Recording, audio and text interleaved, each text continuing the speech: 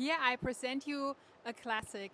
It's a hot feed rubber extruder from 1951, manufactured by German manufacturer Troester and refurbished by DEGUMA.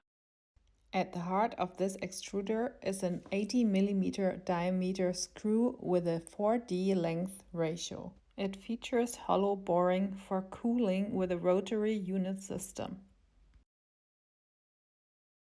Power comes from a robust BBC AC motor with 7.5 kilowatts running at 950 RPM on 380 volts. The barrel bushings in the feeding, mixing and output zones are all in good condition.